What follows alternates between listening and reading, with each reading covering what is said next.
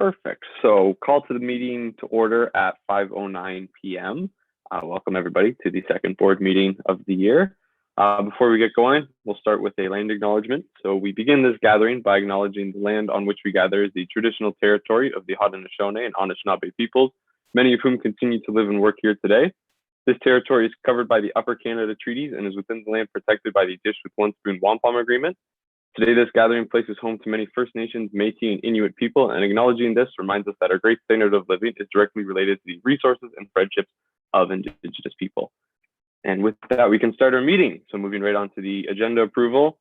Hopefully you all saw this in the board portal. Hopefully everybody found it okay. If everybody's good with it, we'll go right into a mover and a seconder.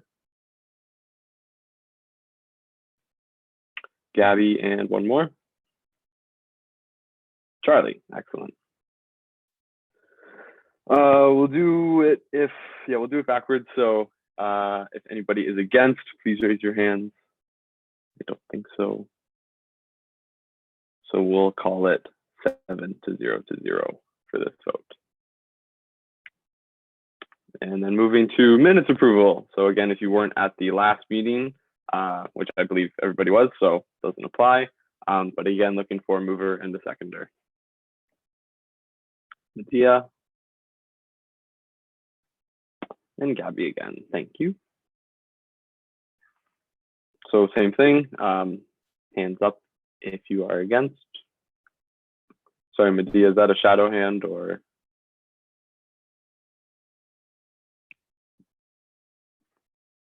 Gonna say yes. So we'll say 7-0 again. Okay, great.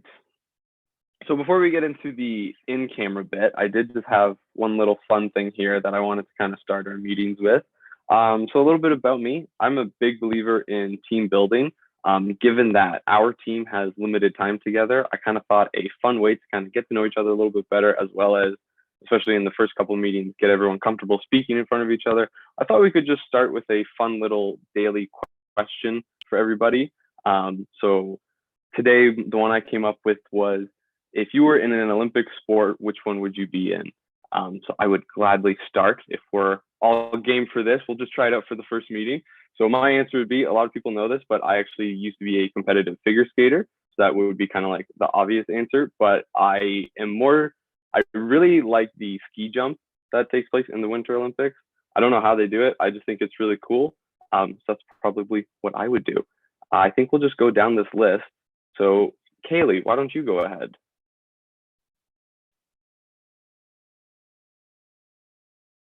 Nothing. Probably snowboarding. But what kind of snowboarding? There's like so many different styles. The big trick ones. Nice. Okay. I'll go half pipe. Half pipe. Yeah, I didn't know what it was called, so thank you for that. Gabby, go ahead. I'd probably say swimming. I used to swim for the Brock team before I went to university there, so nice. I'll stick with that. Right on. Charlie. I don't even know if they played anymore at the Olympics, but baseball. I would, because I used to play it when I was younger, so that would be my answer. I have no idea. I know it was before. They brought it back at the last Summer Olympics. Well, then there we go. Perfect. There's your answer. That's excellent. my answer. All right. Good answer, Robert. In my former life, I was a basketball player, so I played at the varsity level, and I actually played for Canada for a very short period of time. And so it would likely be basketball. If I was doing it probably all over again, probably middle distance running. Fun. Right on. Did not know you're a basketball player. Medea, you want to go ahead? I would say badminton, because I've won a couple of competitions in my school. But it has been over 5 years I've played badminton, so I don't know if I would be that good. Fair enough. Never too late to get back into it. I saw Brielle threw her answer in the chat there. She said soccer. Solid answer there. Hinkle, you want to go ahead? Sure. I think I'd also say badminton. I used to play, but haven't done it after COVID hit. So. Well, maybe you and Medea should start playing badminton together then. Yeah. Yeah. James. So when I was a kid, I played hockey, but I think I also played baseball, and I'm much more of a baseball fan now. So I'd probably go the same as Charlie, say baseball, but specifically as a pinch runner and defensive replacement, because there is absolutely no way I am hitting a pitch from a professional pitcher. Yeah. I never would have imagined you as a hockey player. So that was kind of neat. I was a goalie. So interesting. Very cool. Last but not least, Azrea.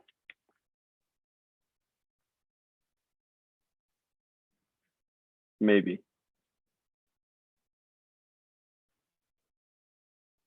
Flag football. Right on. I don't know if that's an Olympic sport, but I'll accept it. I think it's pretty good. All right. Well, thank you for indulging me there. I think that's just a fun way to kind of start the meeting. Now getting into business, we are going to move in camera. To do this, we do need to pass the motion. So I'll ask once again for a mover and a seconder. Charlie and Medea. And is anybody against us moving into camera? Fabulous. So 700.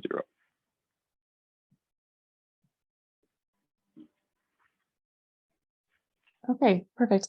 So thank you. Doing a lot of talking this meeting, which is unusual, but to give a bit of background, we have what's called a green levy. So as we have a clubs fee, a UPass fee, health and dental fees, we also have one called the green levy, which is $1.22 per credit, which sorry, music.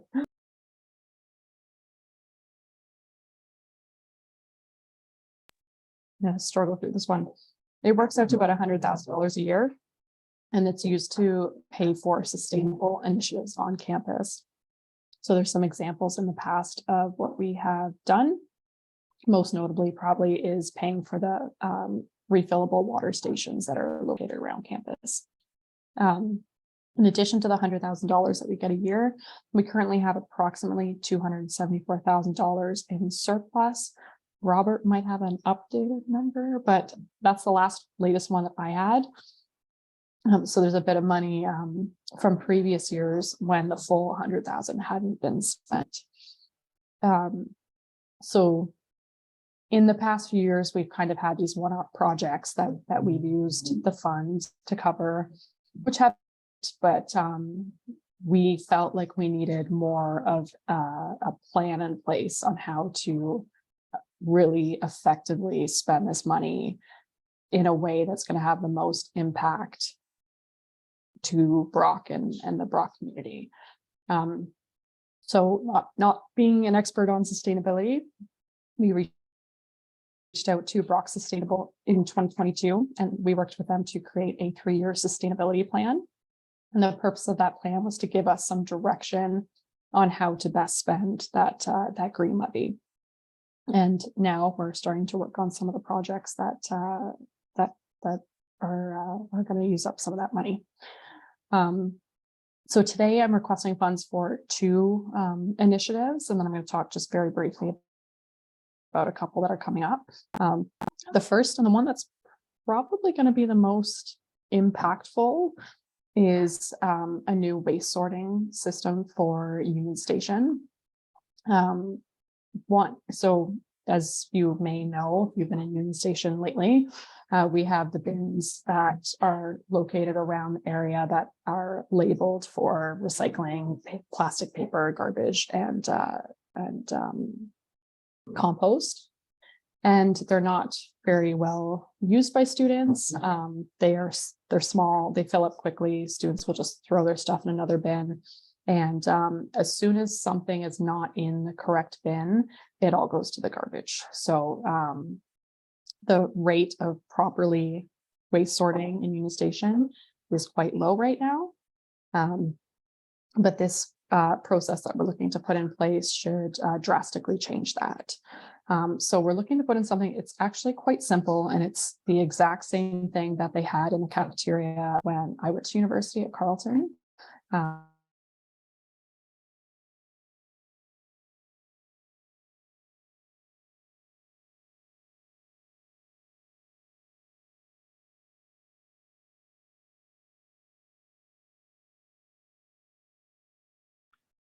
Is it just me or did we lose Kaylee? It looks like she's frozen. All I'll right, message cool. her. Hold on, I'll message her here for a second. Excellent. She might want to turn her camera off, maybe. Yeah, honestly, yeah, do that. Save the internet. While we're waiting, I will say last year on board, I think it was actually in our meeting in June. I remember it being one of the first ones we had voted on approving another green levy expense for the eco-friendly swag. And that was really big success. And we also did another vote for an approval of a water bottle filling station at East Academic because there was none over there. So we did that. And those were both pretty good initiatives. So yeah, just to fill the Since we're silence in the air. also add in something. Hmm? So Haley mentioned the divided garbages that we have in like BUSU spaces. Those are okay, but as Kaylee said, people don't really respect which one is for which. Around campus, it's even worse because all there is those big boxy like gray and blue ones, and it's never like a set of all of them. Like you'll go to some spots and there'll be one gray one. Yeah. Some spots will be a blue one and a gray one. You go to a spot, there'll be two blue ones and one black one. It's never very consistent, and you never have all the options to dispose of your waste. So Harley is going to have some discussions with Brock admin. This falls under the purview of the VP admin.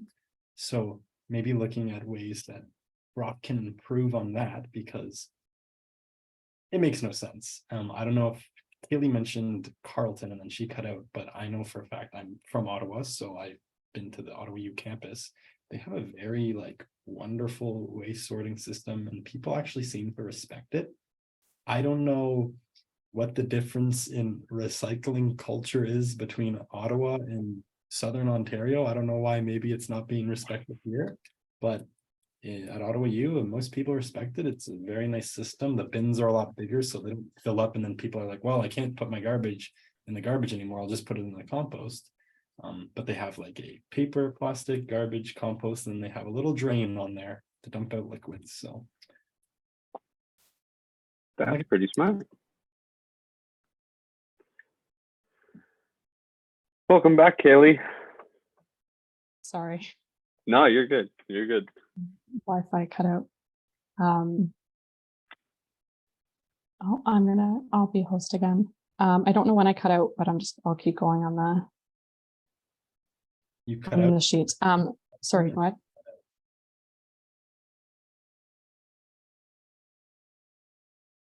Okay. So essentially we're looking at buying the 2 large rolling carts that'll be located in 2 different places at Isaac's or in Union Station. Dave would also purchase a cart that would go in the kitchen that would allow his staff to use to sort the bins. This marketing cost, I've highlighted it because it's actually gone up compared to the document that was on the portal, because this quote, just a revised quote came back this morning. So Printing Service previously quoted us the cost to kind of wrap the carts so that they look nice and they explain to students what to do. They've come back to us with a different material that is heavier duty, and there's a higher cost to that. So instead of the $700, it would be $1,200. There's also the cost to employ the students who will do the sorting, which is another benefit because we're going to get to employ some more students for that. And then the green bin pickup. So that's an extra cost that we will incur. Dave is estimating that will be around 4 bins per week that will get picked up. On the busier weeks, there may be a bit more. On the slower weeks, there may be less. But he said it's pretty safe to say we'll on average have 4 that need to be picked up. So it is a bit of an extra cost.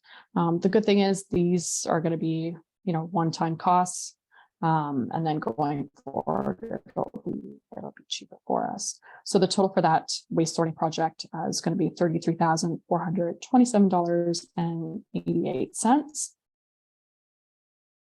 And then the second one, it's a much smaller dollar amount request. But if anybody's been on the Isaac's patio, Lizzie has requested some funds to make it look nice. So she has put together some flower baskets, some greenery, some window boxes that go around the patio that just add to the greenery of the space. And then in addition, a bit of a larger expense, but she does want to add some shrubbery to the front of the patio where you would see like from the front entrance if you were to drive by. And now there's like a few random plants there, but she'd like it to look more uniform. And she also has an issue with birds flying into that glass. So she's hoping that by planting some shrubs there, that will help prevent that. And they'll be perennials. So this will just be a one-time cost, and there'll be minimal maintenance going forward for those. And then just a heads up on 2 upcoming requests that Dave and I are working on that are going to be pretty large requests. Our building is quite old, and our windows are old, and our lights are not energy efficient. So part of the sustainability plan was a recommendation to have an energy audit and have our windows and lighting looked at. So I'm having companies currently coming in to give us quotes on that. The lighting is going to be, my guess would be between $120,000 to $150,000 to replace all of the lighting units in our building. But there's going to be a significant sustainable impact to that. The windows, we are looking just the upper floor first, where the offices are and where the Isaac's Lounge is. And the estimate for that's going to be about $25,000 to $35,000. So less, but again, a big impact. It's going to affect our heating and cooling bills. And yeah, so I'm happy to take any questions on that green levy request, but I just want to note that dollar amount is a little bit more than the one that you would have on the portal because of that quote that went up. Okay, great. Thank you, Kaylee.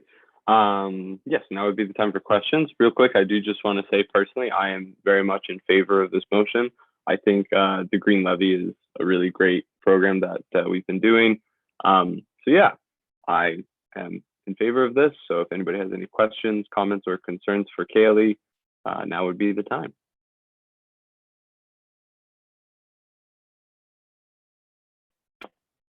And it's looking pretty quiet, I think. So if there are no questions, then we'll move over to the motion, which is, be it resolved that board approves $35,482.26 from the Green Levy as presented. Do I have a mover and a seconder, please? Medea and Gabby will say. And is anybody opposed? Any abstentions? Excellent. 7-0-0 we're looking. All right, moving on. Thank you, Kaylee, for sharing everything. We'll give you a bit to rest now. Yes, sorry about the internet and oh gosh, no problem at all. Glad we got through it though. Yeah, I'm just going to get a drink. James, can I make you host? Are you able to share your presentation? Is that okay? He's muted, but I think he's saying yep. I hope so, because I'm going to make him. Yeah. I was like, I just said, yep, I got it. And I was. Yeah. Okay. Thanks. So Alyssa's going to be joining us just to speak on a couple of the items that I will be presenting. So everyone, welcome Alyssa. She's joining now. Boom. That was not on point.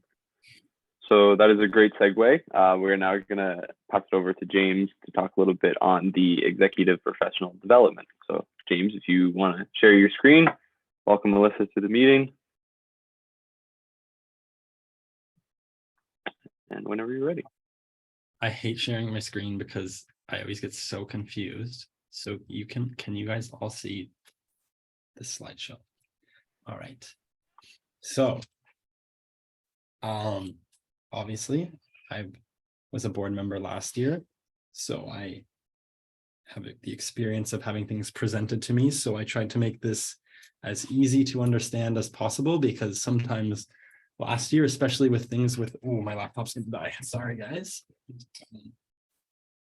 last year, especially with things with numbers, it can get quite confusing. So I tried to make this as easy to understand as possible.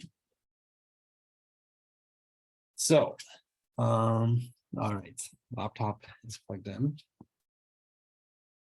Maybe not.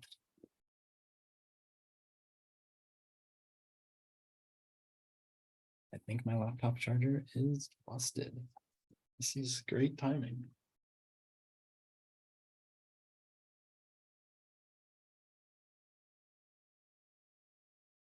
I'm sorry, everyone. I might get booted, so I will get Zoom on my other laptop here. I'm so sorry, everyone. This is not a great start. I have 5% on my laptop left, and the charger doesn't seem to be working. Anyways, I will go ahead and start. And oh, Robert is running over here.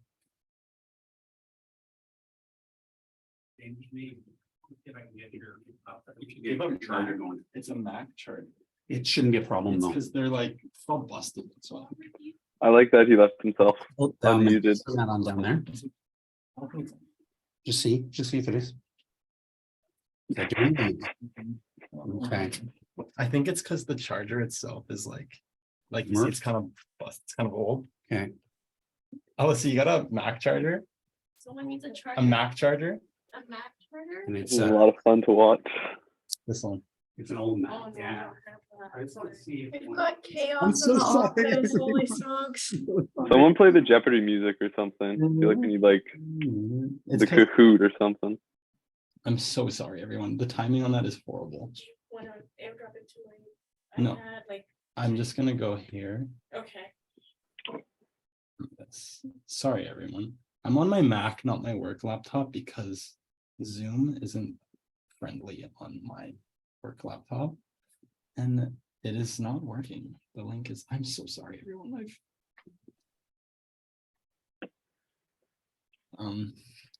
Anyways. Okay. We good now?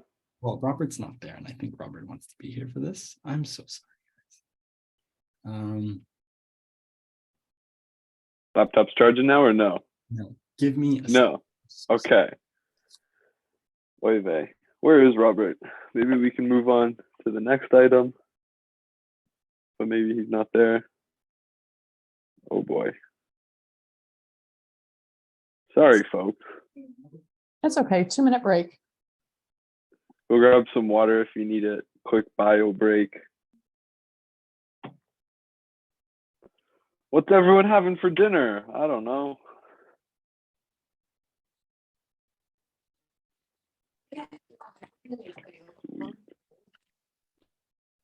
I already ate dinner. I'm sleeping after this meeting's over. There We you have go. a Are big you feast for my dad prepared. right on? I hope we're not keeping you too long from your family, Medea. No, it's okay. All right.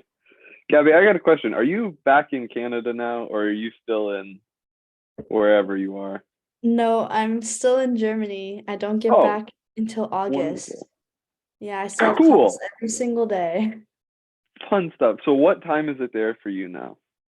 It's 12:19 a.m.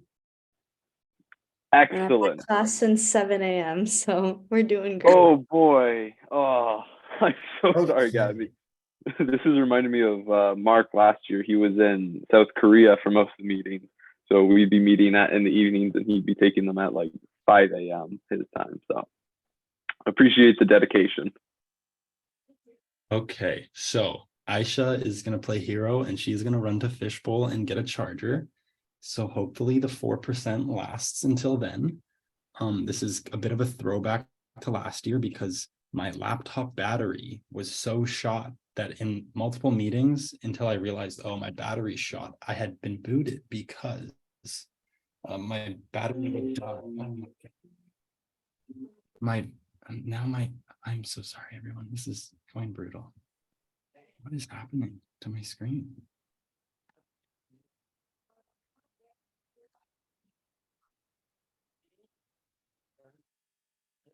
just for time's sake, James, if we are kind of struggling with the tech here, would you be opposed to us moving on to the GM report? Is this paused? He's just ignoring you. I'm so sorry. I just keep getting calls at the same time and it's messing up my Mac screen. Okay, I'm ready to go now. I'm so sorry. Brutal. Okay, so I've broken it down into professional development that has been budgeted for and other ones that have not been budgeted for. So some of the ones that have been budgeted, or one of the ones that have been budgeted for was in last year's budget and has been already paid for. So I will point that out when it comes up. So budgeted this year, we have BUSA, which is the Undergraduate Student Alliance. This is the main role of Alyssa's job. We have COCA, which is I have a list of acronyms here. It is the Canadian Organization of Campus Activities. And we have Civic Connect, which was actually started by some Brock students, and they offer some professional training. We had our first session this morning, actually. All right, and then we have the non-budgeted stuff, which is the Ask Conference. Don't know that acronym. Sorry, guys. That is a mental health conference.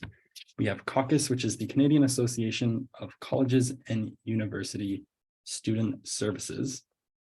CASA, which is the Canadian Alliance of Student Associations, and SUDS, which is the Student Union Development Summit, and then of course other. So starting with USA is budgeted for, as you can see on your screen. Can you guys see my mouse? Yes, you can. Okay, so here is budgeted $22,000. This includes delegates. So every school gets a certain number of delegates that can vote on certain things at the USA GAs, so we can bring students that aren't executives. So this total number that is in our budget does include those students, and it is not solely reserved for the executives. So of course, as I mentioned, this is the main role of the VPEA, so they are required to go, and the VPUA is listed as optional. I would like to mention that you need 2 people to go. It is not required for it to be our VPUA. We made the decision as a group that it made the most sense for Carly to go, and that's why she is the one going. So this number here for the executives, we couldn't get exact numbers because there are quite a few things with USA. These are estimates from Robert. Robert made a nifty little spreadsheet. So he is estimating about $4,000 per executive. It won't be exactly that. Alyssa will be higher than Carly because she will be going to at least one more thing than Carly will be going to, because she is a member of their steering committee. So the total here for USA is $8,000 and $4,000 per person going. And then we have COCA. This is also budgeted for. I would have liked to get specific numbers on the dot, but this just happened recently and the accounting department has not processed it yet. I was working with them yesterday and they were trying to figure some stuff out. It was a bit messy, the credit card statements, they couldn't figure some stuff out. So I just went off of what was budgeted for COCA, which was $2,000.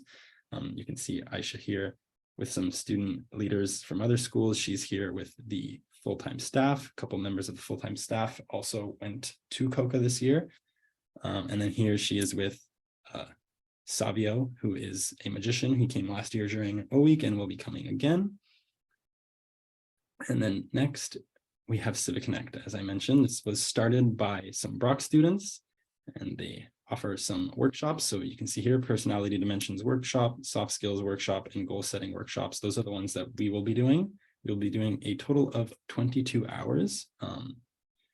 This was incorporated into last year's budget. There were 2 installments. It was paid in January and April, I'm fairly certain. What the accounting department told me yesterday, all the executives are participating in this. We had our first session, 4 hours this morning. I liked it, thought it was pretty cool. I don't know about you, Alyssa. Seemed to go well so far. only good things to say about Civic Connect. All right, and now we will be moving on to the non-budgeted things. So ask, here is the acronym that I couldn't remember, Applied Self-Regulation Knowledge. So this was a conference that Alyssa and Carly went to within the first 2 weeks of us being in the role. It is for mental health, and one of Alyssa's priorities this year will be mental health advocacy and health and wellness advocacy. She's going to be writing a paper for USA, that is the health and wellness paper. And one of Carly's priorities as well was improving the services on campus for mental health and mental wellness, and just, making students be aware of what they have available to them. We've already met with the SWAC team at Brock, and they have given us a rundown on the services available, so we know where to direct students. Oh, Aisha has a charger and she's on her way back, so that's a good sign. I'm at 0%.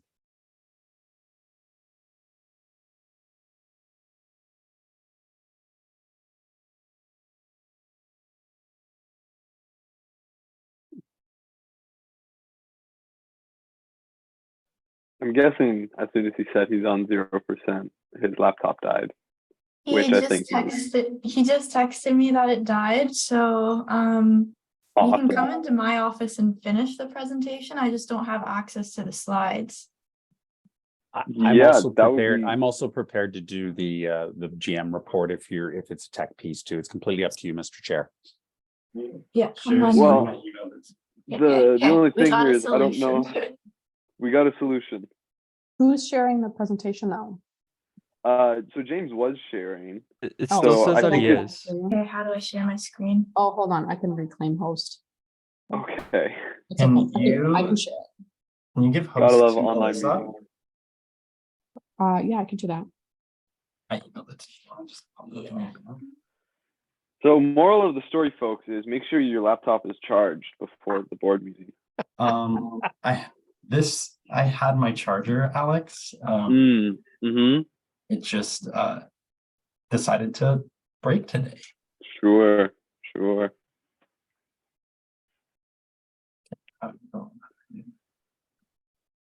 Also, James, did you have a motion for this? Yes, it's at the bottom. Okay, can everyone see this? Yep. All right. Where were we? The Ask conference. All right. The Ask conference. So as I was mentioning, the mental health and wellness is a priority for both Alyssa and Carly. So this was a very good conference for them to go to. You can see the total price here and the price per person. All right, and then we have caucus. I left my little nifty note of acronyms in my office. It's not that important. So this was actually free. The AVP of students, Brad Clark, gave the VPs some tickets and they went there for a day of the conference. You can see the 3 here and a workshop they attended. And then following that, we have the more contentious things on the presentation. So we have CASA here. In italics is foundations, which we have already been to. You can see the cost broken down per conference and how much they would cost. The advocacy week, I just duplicated the cost from CASA Foundations because they are both in Ottawa and I'm not too sure what the schedule for it is yet and how many meals they are providing and whatnot, but it'll probably roughly be around the same if they're staying in the same hotel. If not, we could probably get it cheaper if we know further ahead of time because it was fairly last minute going to this one, and prices are typically cheaper when you book them ahead of time. So we have the total price here of $9,838 and the cents are hidden 54 cents and the total price per person. Alyssa is going to speak on CASA here. Okay. So I have a little rough list of some of the benefits that James and I would find from actually attending the foundation or the CASA conferences moving forward. So first and foremost, BUSU is trying to strengthen some of its federal advocacy avenues, and we believe as of right now that CASA is an option worth discovering to see if that is something we're interested in looking into further in terms of federal advocacy. That being said, I'm not sure how aware everyone is on our status in CASA right now. We are an observer. So last year was our first year of our observership, and this is our second year and the last year that we would be guaranteed eligible for observership. And so in saying that, we have to make a decision whether or not we are interested in joining CASA moving forward as permanent full members. And in order to do that, we would have to take this to referendum to the students first, to see if the students are interested in funding our participation within CASA. So in order to do that, we feel we need to get a well-rounded understanding of what CASA has to offer. And I think the only way we can achieve that is through attending these different conferences. So the up and coming one is Polystrat, and here we would be deciding some of our advocacy priorities for the year for the organization. So by attending this conference, we would be able to ensure that at least the needs and concerns of Brock students are being heard at these tables where the conversations are happening. Further, James is also a member of 2 of CASA's policy committees. He's a member of the EDI committee and the federal policy committee. And at this conference, typically, as I understand it, and roughly from what the schedule is looking like right now, the committee members are meeting for the first time in an in-person setting where they get to decide the division of labor on the different committees. They're hearing the priorities of other student unions to make sure that the students are being, the students whose schools are participating in these events are being reflective in the advocacy that the organization is doing moving forward this year. So it's important that James is there to have those conversations and again, make sure that the needs of Brock students are being reflected in those 2 committees. And then I would be given the opportunity to go into different breakout room sessions and again, ensure that Brock student voices are being heard in these other committee spaces, which I think is a big benefit to that. Another benefit to attending Polystrat is we're getting to network with other student unions. We get a better understanding of what different schools across the country are doing, see what's working for them in terms of their advocacy and just services in general and what's not. And we can have some of those conversations in a face-to-face format and form some of those connections. An example of this from Foundations was I had a really good conversation with one of the VPs from St. Thomas's Student Union about some of their food insecurity issues that were happening on their campus, which is an advocacy priority for us this year. And we could talk through some of the strategies that they were using and implementing on their campus. And I think that is it for me in terms of CASA. I don't know if you have anything else to add. Yeah, I'll just add that if anybody's wondering why the AGM here at the annual general meeting we would not be attending, it is because as observers, we obviously are observers. We don't have a vote, and the AGM, that is mainly where a lot of the voting and those types of things are happening, where the other conferences, it is more. It's more like participation, conversations, workshops, and things like that. So that is why that one is being excluded, because as observer members, it is not really worthwhile going to that one. And I would just also like to highlight the Indigenous advocacy that CASA does. I think BUSU has maybe struggled a little bit with this in the past. Whenever we have needed an Indigenous student representative for something, for example, a lot of the times it would be some students involved with BUSU reaching out to the 1 or 2 students that they know that are Indigenous, being like, hey, would you like to sit on this? And it'd be very last minute, very unstructured. And if they weren't willing to participate, there would just be no Indigenous representation. And I think this is a good step that we need to take to decolonize BUSU in a way. We have a meeting set up with Brock's Vice Provost of Indigenous Engagement, and we are going to bring some ideas to her as to how to get Indigenous students involved with the advocacy process and with BUSU. So that is one thing that I really want to highlight, that CASA is doing very well. I don't know if you're aware, again, I wasn't here for previous conversations, but CASA has a National Indigenous Advisory Committee, and as a member school, we're guaranteed to be given at least one seat on that committee, which is why if we do decide to join this organization, that's one of the big positives, is it would help in that decolonizing BUSU and making sure Indigenous voices are being highlighted in the advocacy that we're doing. But moving forward, that would be, if we were to join as full members, it's not a concern this year. We would be running a referendum with the consideration that we would have a NIAC delegate attending these events with us, because they are able to come to these events. If we were to have a NIAC delegate. I think that's all we have for CASA.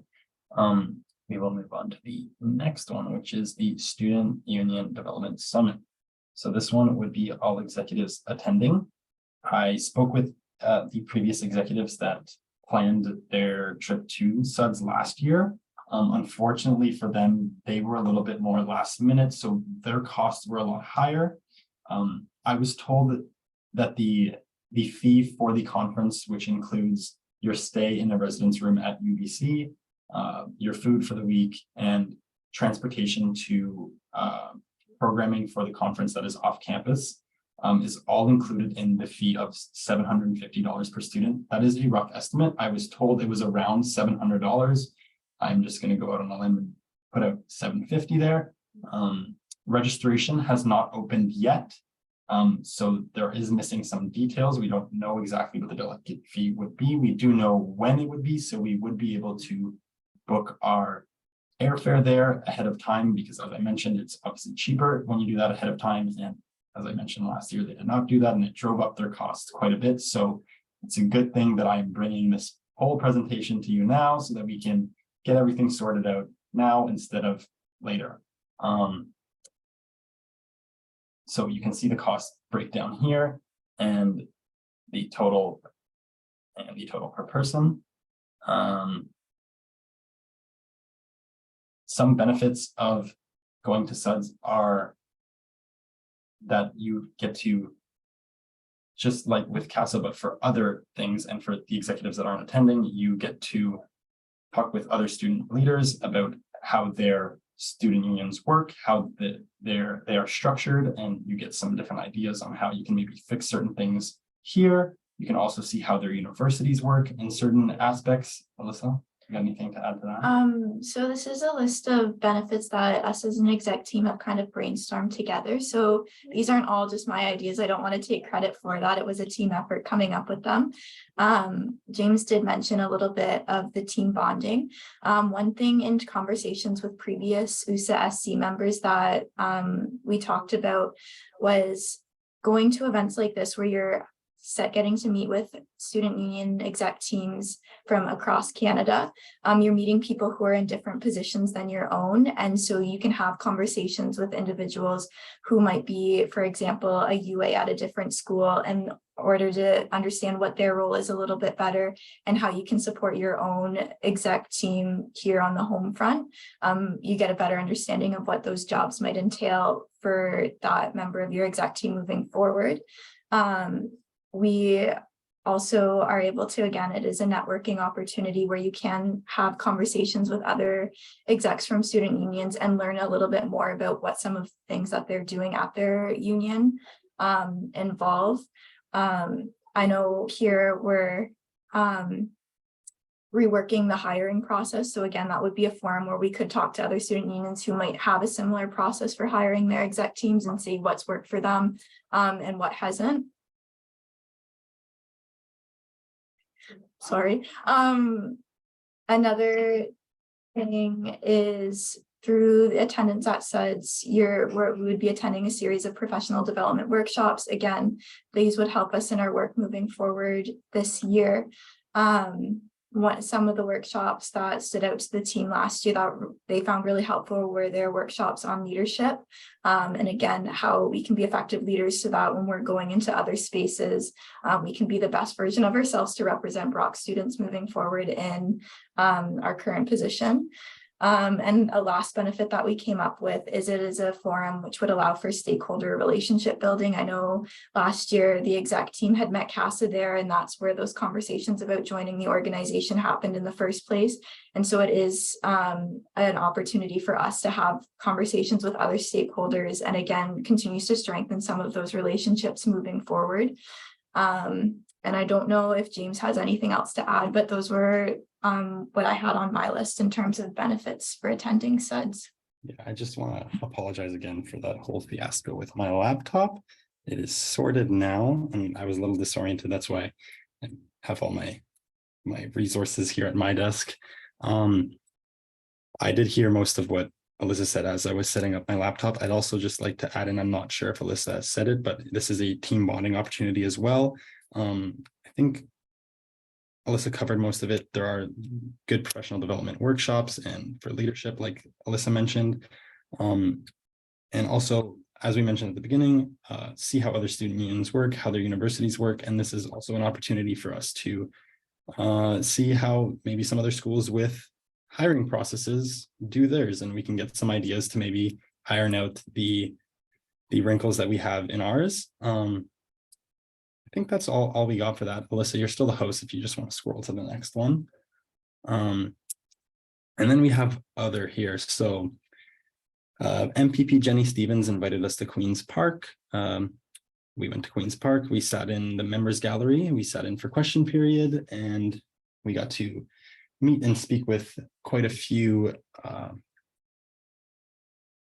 MPPs, sorry. They're all listed on my report later, but we spoke with all the Niagara MPPs. That's MPP Stevens, Jeff Birch, Sam Oosterhoff, Wayne Gates. We talked with the leader of the opposition, Merritt Stiles.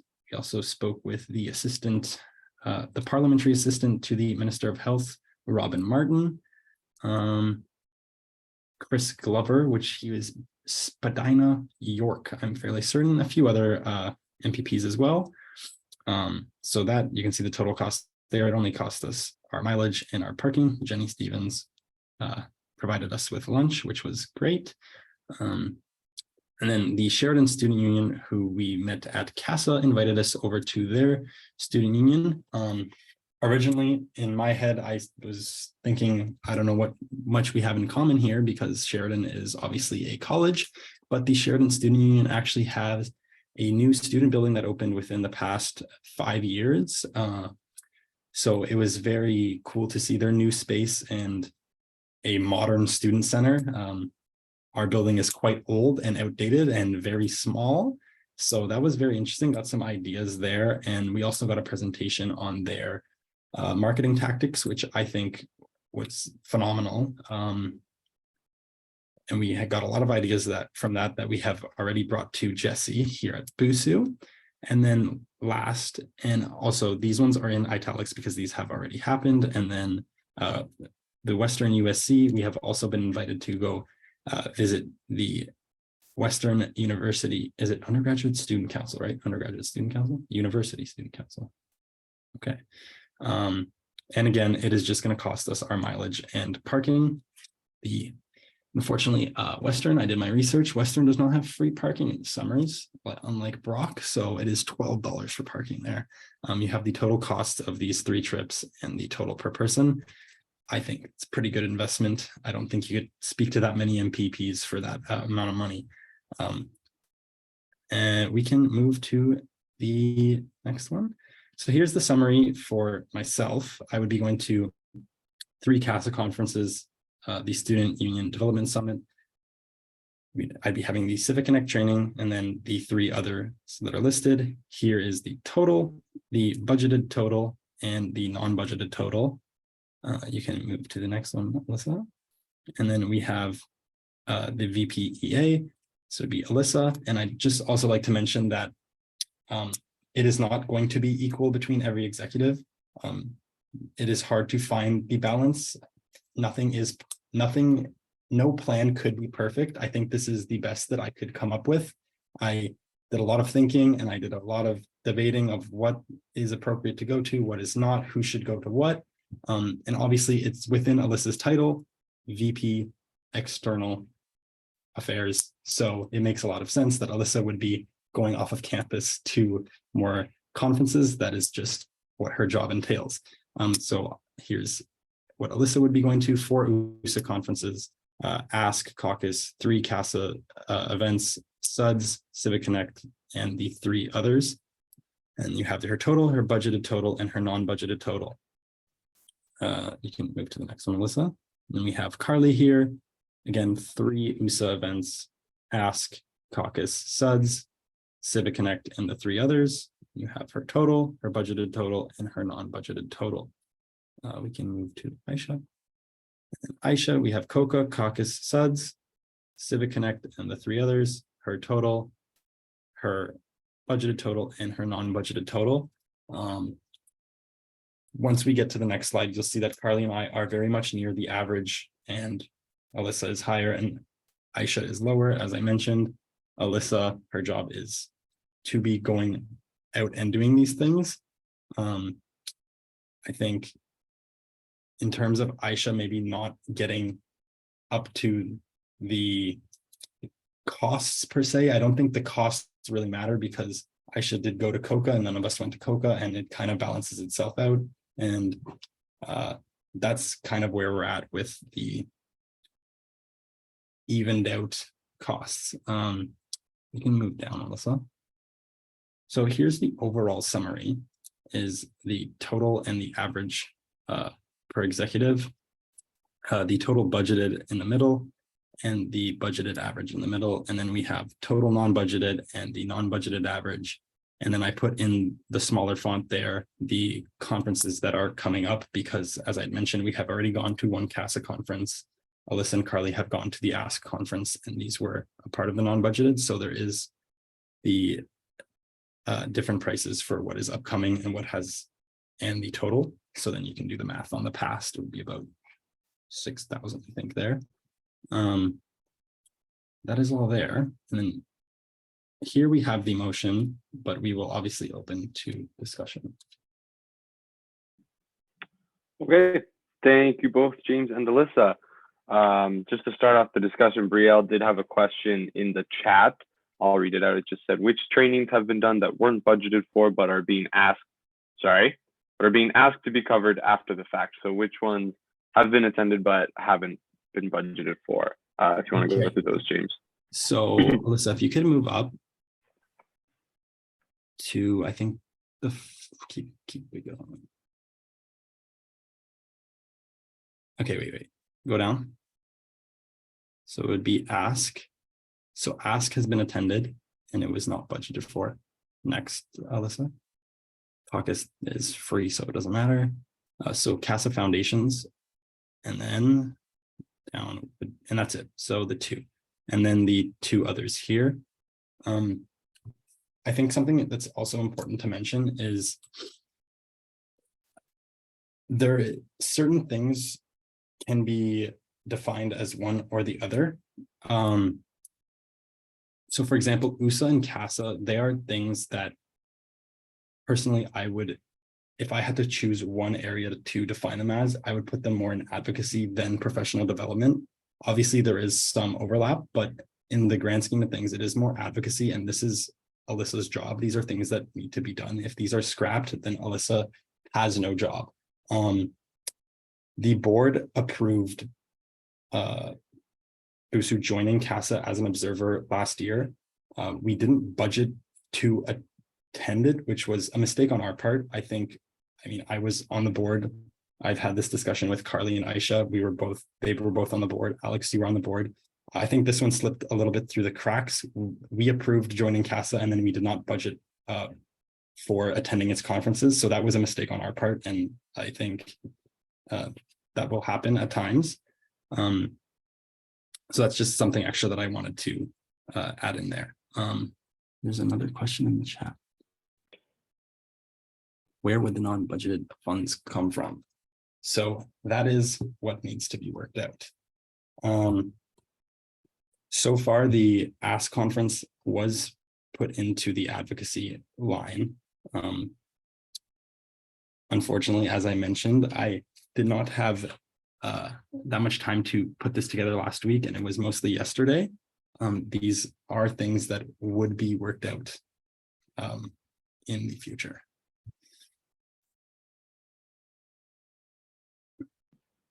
Okay. Thank you for that information, James. Does anyone else have any other questions, comments, or concerns? We got another chat pop up. Sorry. Oh. Yeah. Okay.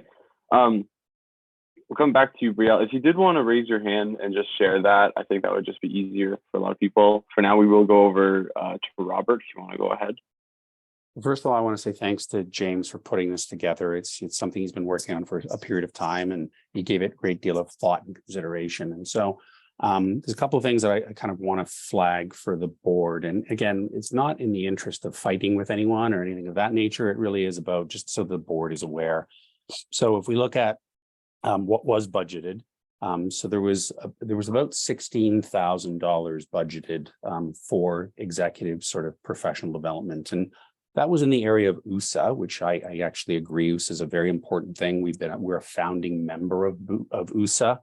We've been a member for a very long period of time. Civic Connect was something that came forward with Andrea LePage, and she said, listen, we need to do a much better job of transitioning our executives. So we allocated $7,022 to do that. So USA certainly $8,000, Civic Connect $7,022. And then we also sort of, we looked at COCA. COCA is something that the VPSS has gone to historically. And certainly we budgeted $2,000 for that. And so that's what we were looking at. When it all sort of adds up, the amount of money that was budgeted for the executives for sort of professional development, advocacy, travel, that type of thing was $16,215. And so in the presentation you received today, the actual new requests. So on top of the $16,215 already budgeted, there's a request for an additional $16,361.10. So it's actually more than double what was already budgeted. And so what was budgeted at the beginning was $4,053.75 for each executive. So that's what was budgeted from, what came to the board last year. And so if we want to compare this, and I don't actually think it's a fair comparison because this is a student union.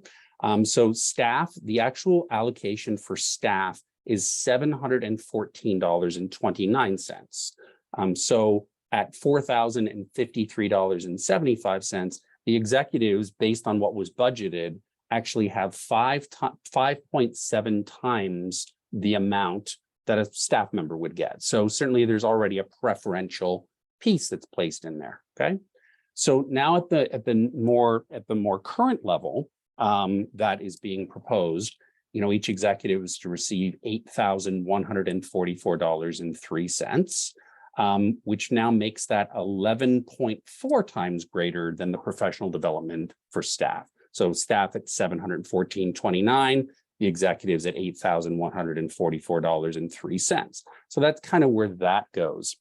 I kind of want to also just touch base on a couple small things. So essentially what happened, if we look at last year, certainly the executives had some concerns.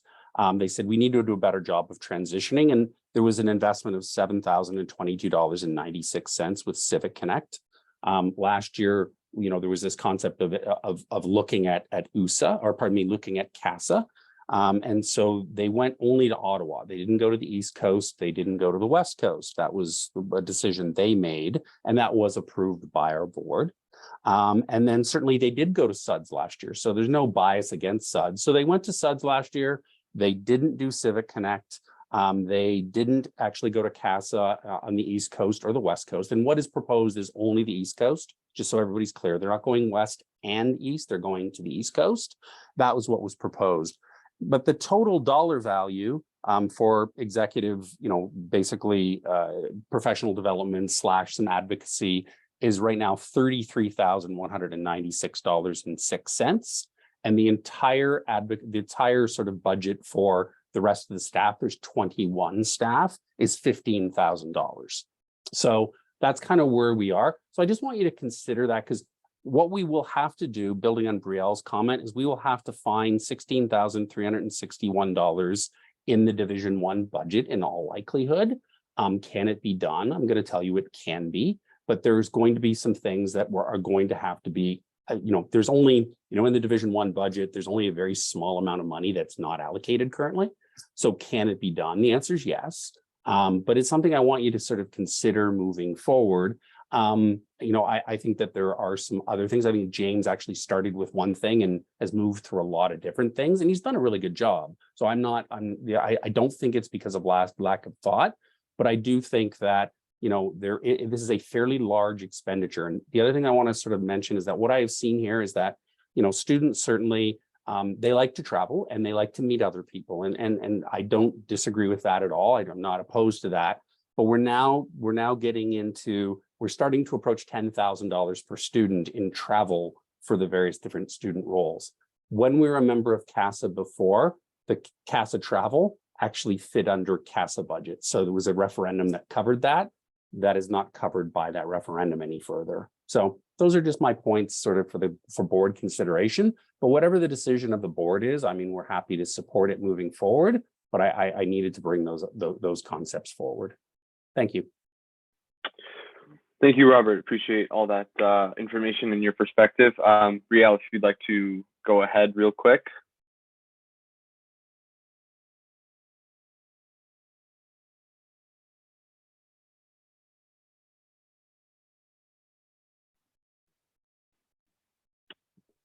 I can just read my comment if you want that I left in the chat. Sure, that'd be great. And then if you have any additional points, go ahead. Sure. So what I wrote in the chat, it says, I have comments about CASA. I've personally been a part of BUSU since 2017, and I was a part of BUSAC when BUSU was a member of CASA. But as BUSAC, and the executives and the board voted to leave CASA, there was reasons to that why we decided to leave CASA. So a couple of those were because they weren't doing much, and they really were wasting student money at the time. And that's what we found back then. And there was definitely a lack of trust in that organization. So from my point of view, I think it's best to save student money for essential costs. That way we don't have to keep raising student fees. As Robert said, like there is money in this budget, but then we have to cut things on other things. And what would that be? That's the students that are being left out now. I would say CASA is not nearly as essential as USA. I've been to USA General Assemblies, and provincial advocacy is definitely crucial at this time. And also the VPA will have a lot to do without going to CASA. So this role has operated in the past without being involved in CASA. So they would still have a lot to do within their portfolio. And I would say we're definitely over budget because of the CASA conference. And BUSU did, we already went to CASA, and we would save a lot of money if we didn't. So, and it just looks like there's a lot of money that has been sent. I think it equals out to about $13,000 for non-budgeted. Okay, thank you, Brielle. Those were some very good points you brought up there. Just to kind of echo that as well, I definitely do think we're getting a little bit risky there with the numbers running up as they are. Just to speak to CASA, I do remember last year we had voted to go as a observer. And I believe in the spring they had went, or winter, I don't remember, but at one point they did go to observe and had good things to say about it moving forward. So I think maybe the perspective has changed a little bit. Personally, I would kind of think maybe we should give it a shot for at least one more year, but again, the costs are kind of running up. But sorry, I'm talking too much. James, you go ahead. So I'm gonna touch on CASA aspect, and I'll let Alyssa also chime in as well. So as I had mentioned, CASA not being in the budget was a mistake on, at least from my perspective, on the passports part. I think it kind of slipped through the cracks. We had approved joining it, but we didn't allocate any funds to actually going to the conferences. And mistakes happen, that happens.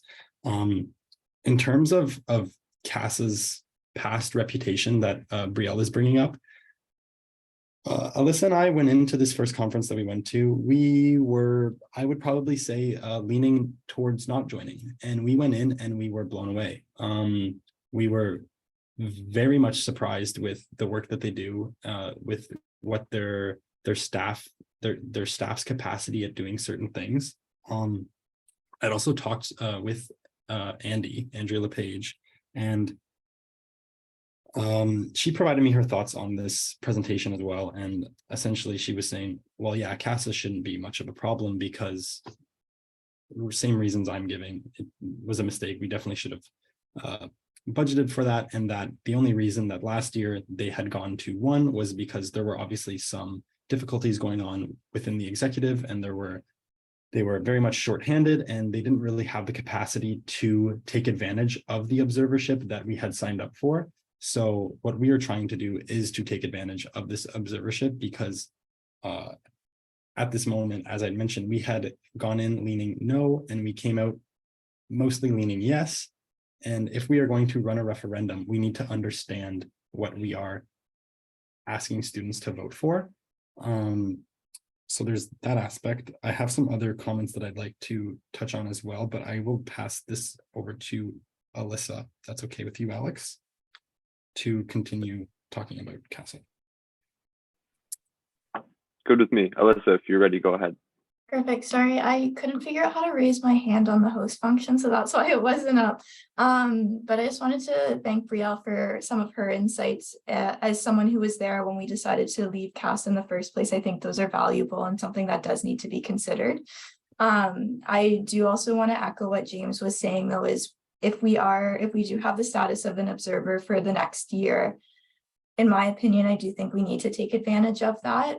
We can't really get a full, well-rounded understanding of what CASA is, what they have to offer, if we can't participate in all of the conferences moving forward. If it is ultimately decided that we do take this to referendum to allow students to vote whether or not they want to join CASA, I think in order for us to really be able to advocate either for or against passing the referendum, we do need to have that best understanding of what the organization has to offer, how we as an observer school are treated in there. Obviously right now, I don't know how much of like the climate of CASA most people are aware of. Most of the observer schools are Ontario schools.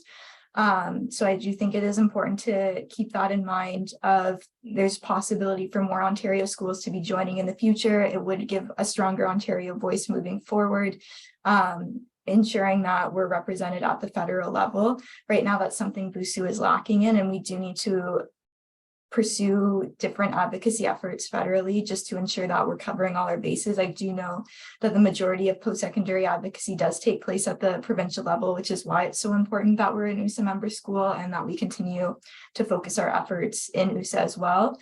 But federally is something that should and does need to be explored.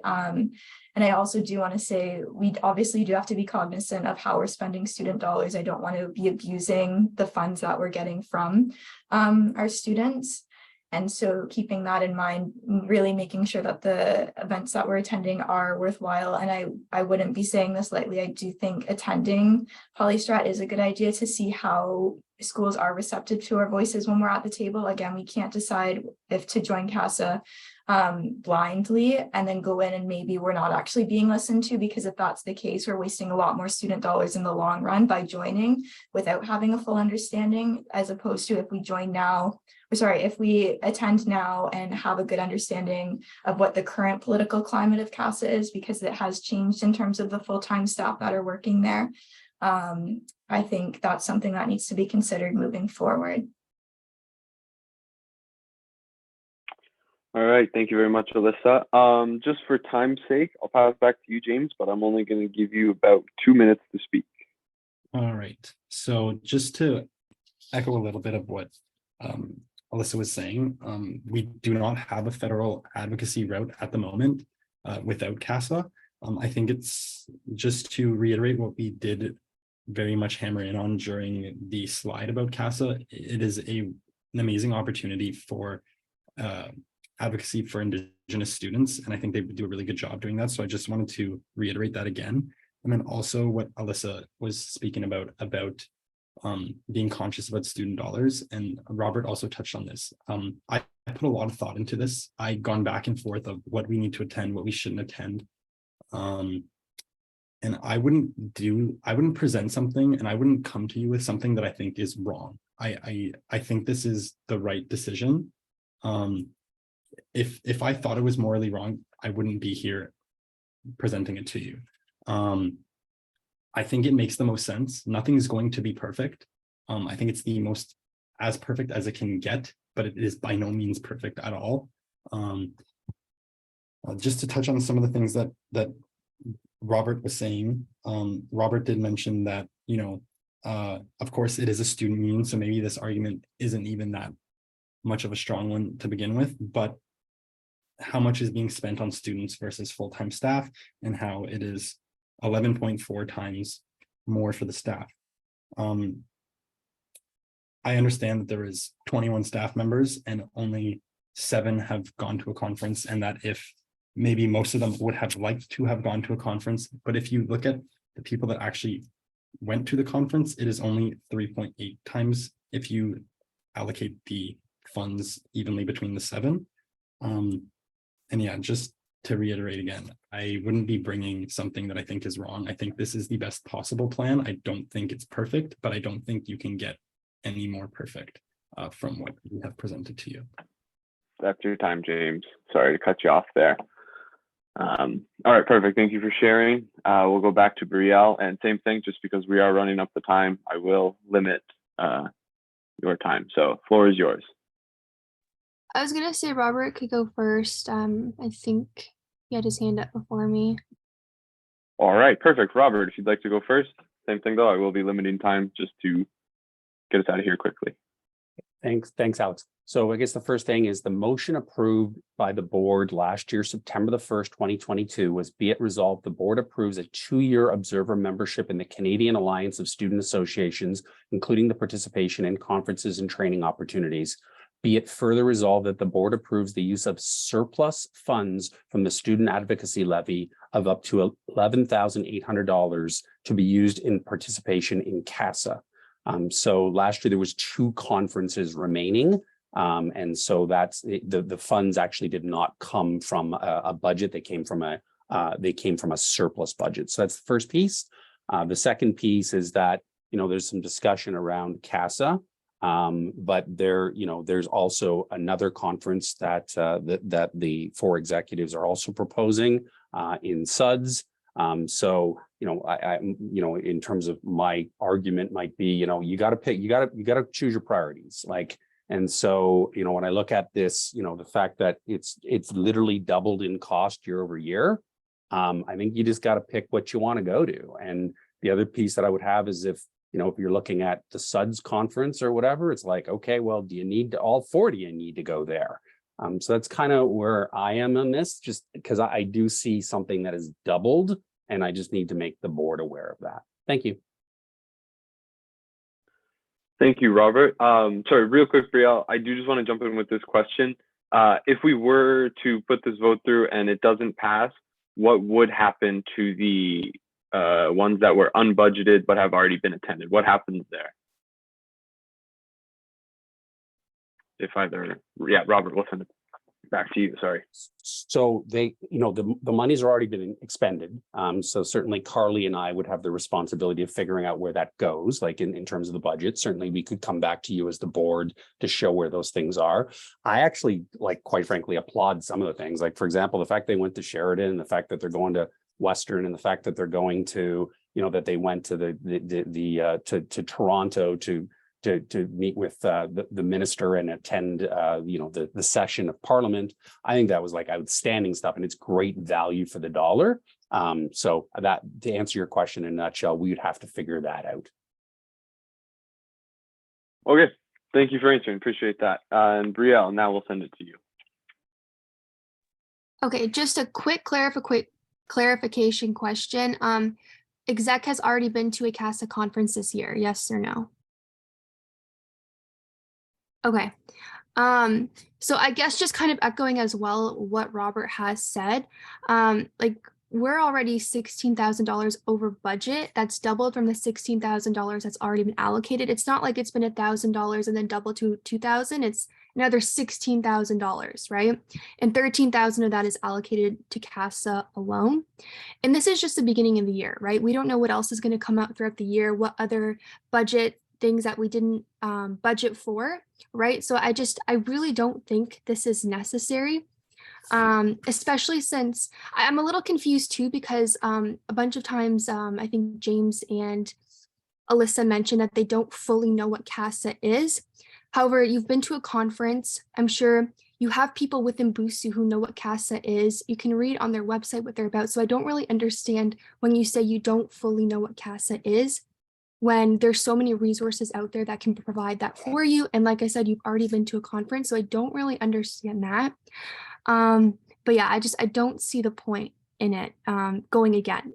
I know that you want to use your full observatory membership, but I think being at a conference already should give you a clear idea of what CASA is, what CASA isn't, and definitely just use your resources in BUSU and ask, well, why did we get rid of CASA in the first place, etc. I know as an organization they may have shifted, but they're also trying to entice us to have a membership with them because it's money for them at the end of the day too, right?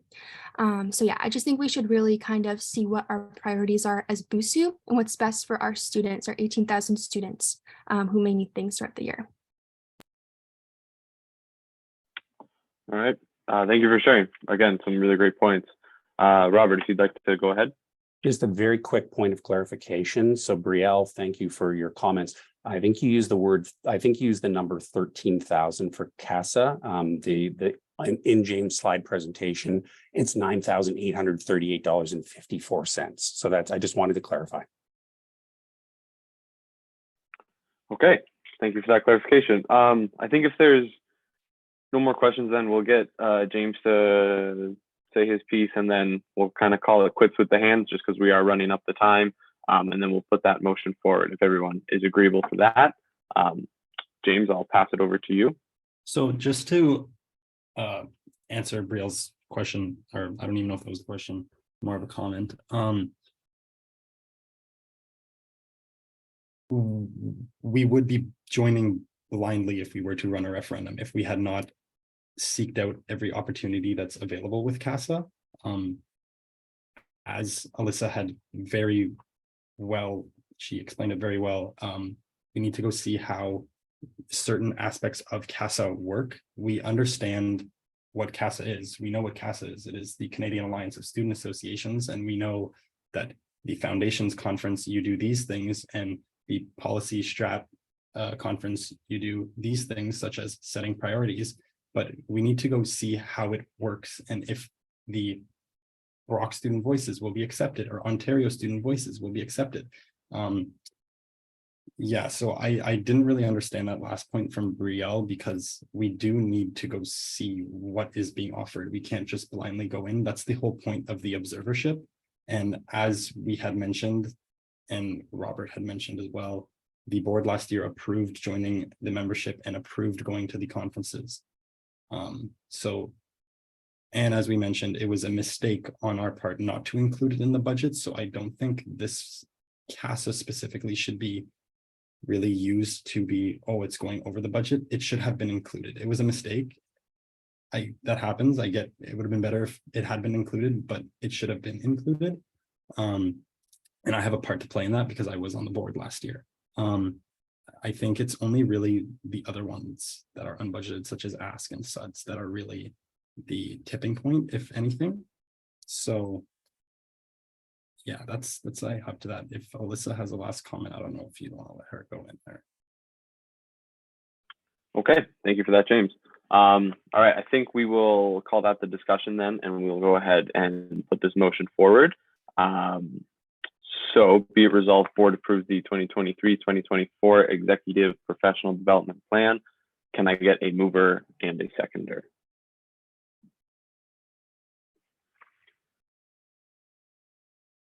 Good call, thank you. Keep in mind, if you're a mover and a seconder, this does not mean that you're voting in favor of the motion. This is just putting the motion into effect. Thank you, Medea. Call and Medea. So we'll go ahead and say, if you are opposed, please raise your hand.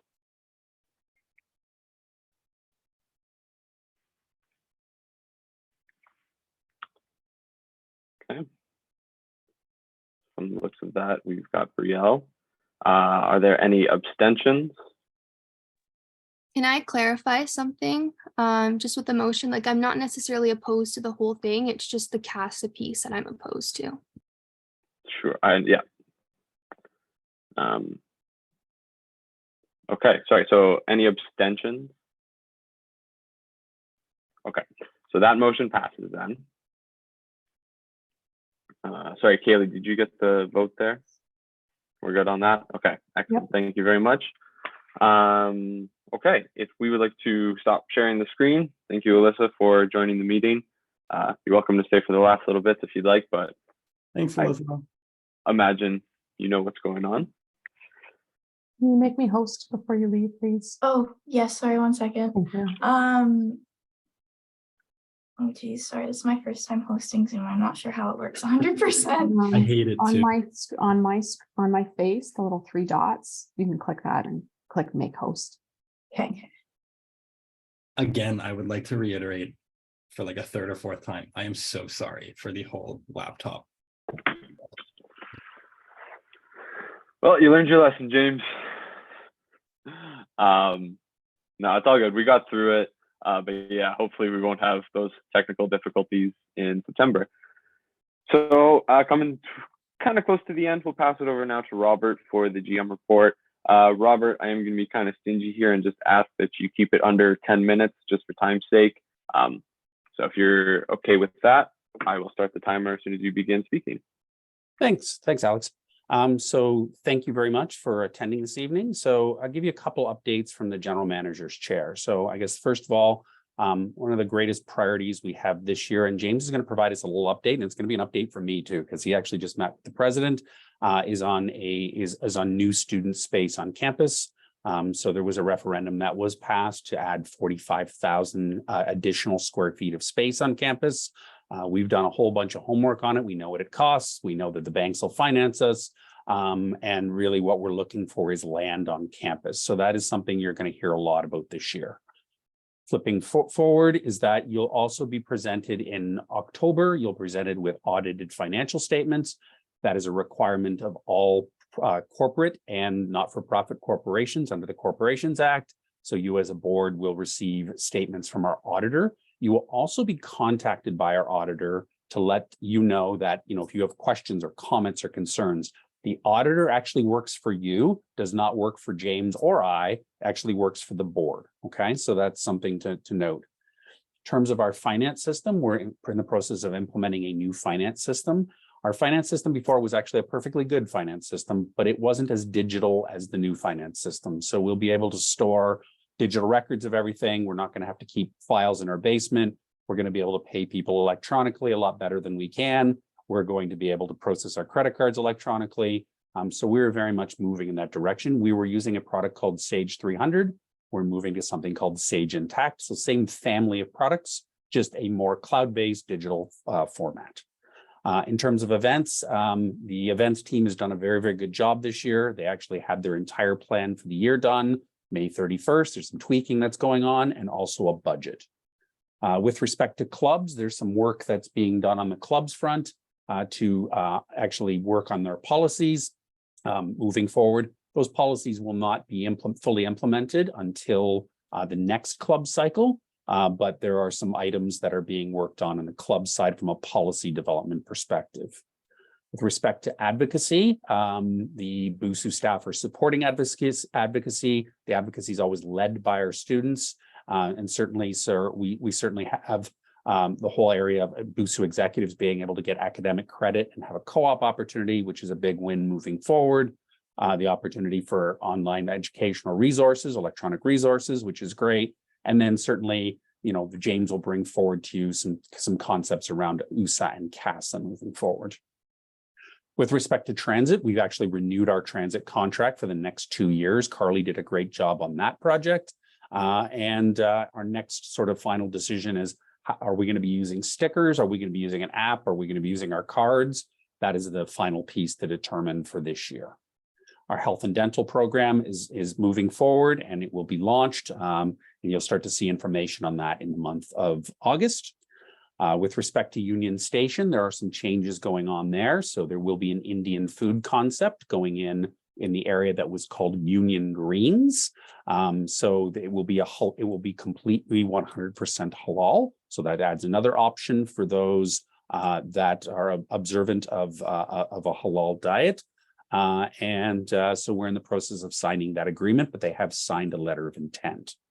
Burrito Boys actually have struggled with their franchise. So their franchise is their food costs are extremely high, and their marketing is extremely poor. And so we now have an opportunity to fill that space, and whether it's filled for September or filled for January, we'll determine that. The good news with that space is it's fully ready to move with anyone to move forward to move into the space. Booster Juice, our agreement expires with Booster Juice in July of 2023. We intend to renew both locations, and we'll do a little bit of a cosmetic upgrade to both locations. With respect to General Brock, it is closed in the spring and summer this year, so we're doing a few things in that area. We're creating a coffee and bagel kiosk area. We're actually creating a Booster Juice kiosk area, which is going to be in a little bit of a different spot, and a large grab and go section so that we can provide much more affordable food. Picture like boxes of food that are like $5-6 to buy food. That's what we're going to experiment with next year. Our website launched last year, and we're in the process of actually adding data to our website. And also there's an app in development that will launch for the fall. In terms of social media is certainly progressing. Our level of engagement is extremely high versus past years. So that's moving certainly in the right direction. In terms of sustainability, Kaylee presented something to today. So there's lots in store for sustainability. Certainly there was a motion passed today, but there's also lights and windows that could be coming forward in the near future. In terms of governance, we separated governance and management. There was a proposal before you today, which you approved, and certainly you're going to get the final opportunity to approve anything moving forward with respect to the appointment policy. In terms of capital projects, we've done a few little things, but what's in store is that there are all new televisions in Isaacs, and they actually will now broadcast in zones. So in theory, you can have trivia running on some, you can have sports games running on others, and then you can have like a Netflix movie running on others. So that will all be in place for September. In terms of our services, they're all moving forward, and I've listed them there. In terms of partnerships, we've rejigged our partnerships a little bit to focus on raising funds more for food and for drive home program, because those are two highly growing programs. In terms of accountability policy, Aisha has worked last year with our board to develop an accountability policy for not only executives, but for staff. I think we'll see that moving forward this summer. In terms of civil litigation, when I actually joined the organization, we had 4 civil litigations launched against us. We now have none. So we've now actually solved all of our civil litigation against us. In terms of Brock parking, there's a system going in place where it reads license plates. That's going to basically cut out a lot of problems on campus from a parking perspective, but isn't maybe necessarily great for students because you're only going to be able to put 2 license plates on your permit moving forward. And this thing can actually recognize license plates at 60 kilometers an hour driving through a parking lot. Of course, they won't go 60 kilometers an hour, but that is in place there. In terms of BUSU development, we've completed sort of many projects. Our next thing will be the construction. So if we look at where we are, we're starting to flatten out. We've done a lot of great things, and we have a very stable organization. But our next big project is the Student Center. And on a personal note, I actually started my second master's degree in education and student services at Wilfrid Laurier. I completed my first 6-week course in a very long time. I've been living at the Brock University residences. I'm married. I've been married almost 26 years now, and I'm living in Brock residence on Monday night, Tuesday night, and Wednesday night, and I'm going home on Thursday so that I can actually focus on my studies. I've been spending more time on my personal health. I've been going out for a run. I've been getting to the weight room, so I'm much healthier than I have been. And I also want to tell you that my journey is starting to come to the end. I've probably got about 30% of my time. I've been here 5 years. I've got about 30% of my time remaining to get some steel in the ground. at which point in time I'll come to my conclusion. So it's an exciting time. I think that we have one really, really big thing before us and lots of things to govern this year. And I'm very excited about our future moving forward. So thank you very much. And I have to take any questions.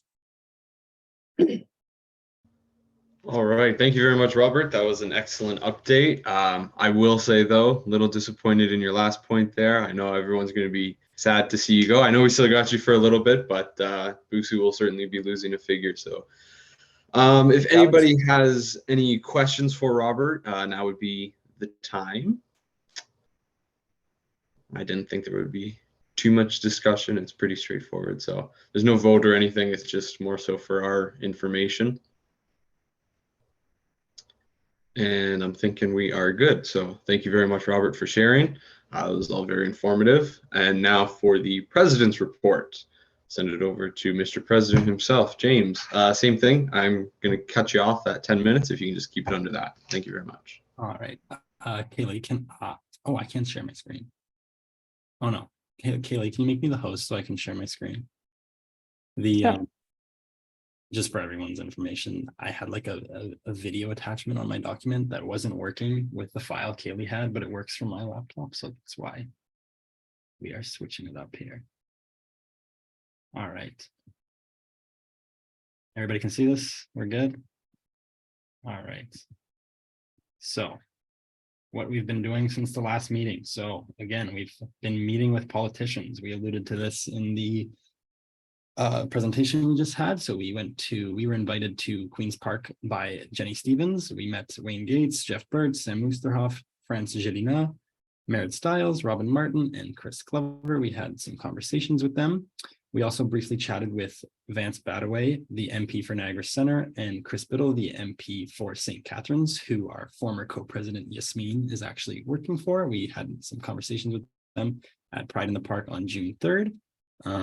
You can see us here with Jenny Stevens and Wayne Gates. He wanted to hold a bottle of wine from a Niagara winery, so that's what he's holding there.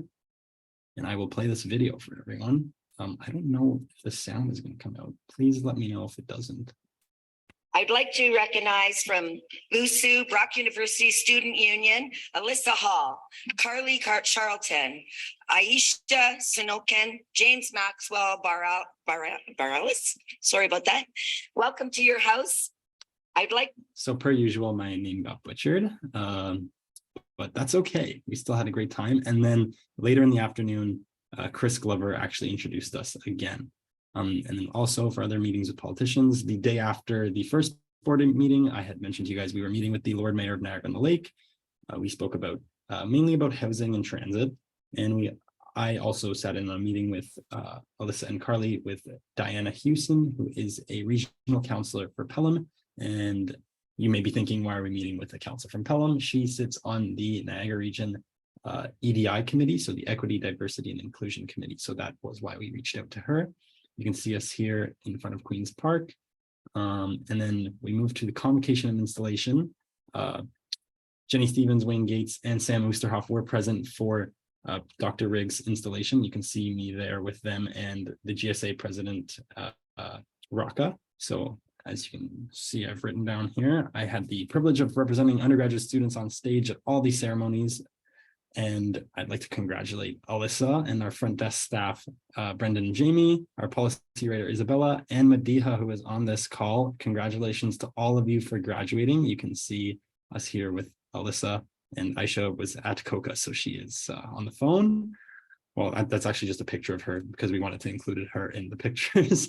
You can see me here with the SPEMA god, Kyle Dubas, and then right here, we can see me. I am putting on Leslie Riggs. I don't know what the hat is called, just the president's hat. I don't know, but I had the honor to play a part in the installation of Dr. Rigg as Brock's 7th president and first permanent female president, along with Raka. We helped gown Dr. Rigg at the installation, and we delivered a speech at the reception. There was an MPP there from Burlington who Alyssa is going to be reaching out to, as well as the MP from Burlington, because we kind of realized later on, wait a minute, we have a campus in Burlington and we should speak to these politicians as well. Throughout the week, I had some very productive conversations with the admin while we were waiting for convocations to get started and such. So with Dr. Rigg, I established a pretty good relationship with her, and then we had a meeting today, which I will update you later on. And then Chancellor Hilary Pearson, the Vice Provost of Indigenous Engagement, Robin Bourgeois, who we mentioned in the presentation as well. And some board trustees, Rob Welch, who used to be BUSU's lawyer, and Kevin McGee, who is actually the Chief of Security for Microsoft Canada. So pretty cool. So we've had quite a few meetings with Brock admin. We're trying to establish some connections. Some of them have reached back to us and said, I don't know why I would have to meet with BUSU. I don't understand why I would ever need to work with BUSU, but we want to understand how the university operates, because the better we understand how the university works, the better we can serve students. So there's quite a long list. I will need to read them. The document is available to you. We've been sharing with them our priorities for the year and ways they can work with us and we can work with them. And as you can see here, the note, just before this meeting started, we had an introductory meeting with Dr. Rigg and asked her for her support of the new building. And because I wrote this a couple days ago, I couldn't write how that came out. So I asked her outright for her support for the building. I did not get her support outright. She said she is supportive of her team working with us to move forward on the project. But she did not go as far as committing herself, her support for the project. I don't know. It was a weird meeting, not super excited about the outcome, but could have been worse. We have upcoming meetings with the Vice President of Research, Dr. Tim Kenyon, Dr. Bourgeois, and April Dawn Blackwell, who is the AVP of Professional and Continuing Studies. And we are hoping to schedule meetings with other admin that we have yet to meet with. And then we have Chair of the Board transition. I've met with Alex, we had lunch, and we've had some other discussions as well over text and over the phone to discuss his new role and ideas for the board this year. So again, congratulations to Alex on his election and your first full meeting as the chair. You can see us passing a chair here and passing a gavel that Kaylee has in her room. We should get a gavel for the chair. It'd be quite fun that he slams it after every motion. So food first, as Robert had mentioned, the partnerships are going to be looking at lots of ways to get more money for food first. So reliance on the Food First program has skyrocketed over the past few years. So we're looking for more ways to get those in need more supports that aren't just the gift cards that we've been providing. So donations, we've been looking at ways to maybe bring back a physical food bank, ways to offer free meals and cooking on a budget lessons. You can get some more info on the Food First program there. The executive team received immediate training from Marianne St. Dennis from the Brock News. In terms of accounting, all the executives have received their BUSU credit cards. Carly and I have also set up our TD accounts so that we can approve electronic fund transfers and credit card expenditures. So thank you to the finance accounting department on their work on that. We, as Robert mentioned, we are moving to a new system, which is a lot more in line with 2023. Then Robert also mentioned General Brock. Carly and I received a tour of the renovations. I'm very much excited for it. And they include, like Robert mentioned, a new BUSU juice, a coffee, bagel, and pastry shop in a grab and go area. And there is a mural competition going on right now. You can see me showcasing this wall and admiring right here the future art. I could actually see the winner's art on there already. Just I was envisioning it. You can apply for the competition if you'd like. The links are here. There's some more info. And then for Pride House, last Wednesday, BUSU along with Brock HRE successfully hosted Pride House 2023 on the Isaacs patio. Thank you to Celine, Lindsay, HRE, and Brock TV for their work. And decolonization. So we mentioned a bit of this earlier in the presentation, but as well, Carly and I chatted with Dr. Robin Bourgeois at the president's installation reception, and the director of the Indigenous Students Center was also present. So we have a meeting set up with Dr. Bourgeois, and we're going to look to set one up with the director of the Indigenous Students Center just to discuss some ideas how to get some Indigenous students involved in advocacy and involved with BUSU. We also participated in a Métis sash making workshop. There is a picture right here of Alyssa's. Mine is incomplete.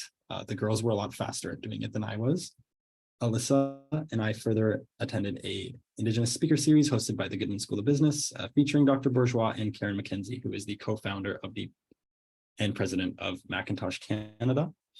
The recording of the series is there. Referendums. So we've had some discussions about the referendums that we need to pass this year. The number one priority is running the referendum that failed to reach quorum for the new student building that failed in March. It was passing with around 80%, right, Robert? So it was passing, we just didn't get enough people to vote. We are working on ways to increase engagement. Priority number 2 is USA. We need to re-up our USA fee, and other potential referendums include CASA, implementing an engagement fee so that we can keep our programming to the level that it was last year, because prices of artists and things like that have gone up. And we might need to bring down the Brock Press fee because supposedly they have too much money, is what has been communicated to Robert. The Sheridan Student Union visit, we went last Friday. I already mentioned most of this. We got a presentation and a tour of their campus. You can see it's me here with their presentation that they gave us. They had a poster about a Latin night, so I took a picture with that. We video chatted Robert from their boardroom so that we could show them their boardroom here. And then this is us with their executive team. Civic Connect, we already mentioned this. We're going to be doing some different types of workshops. We're going to be doing 22 hours, and our first one was this morning. And the Board of Trustees. So last Thursday, I participated in a workshop for university board members, and the keynote address was from the former deputy leader of the opposition, Lisa Raitt. I really enjoyed her speech.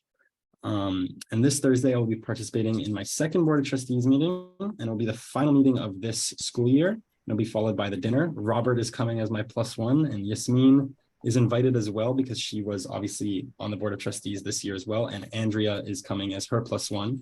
So a little bit of a reunion. And James, yeah, very sorry, we have gone over your 10 minutes. I know that you are like on the last little bit, so if you want to do like 30 seconds to just quickly run through what the other execs been. My first committee meeting tomorrow.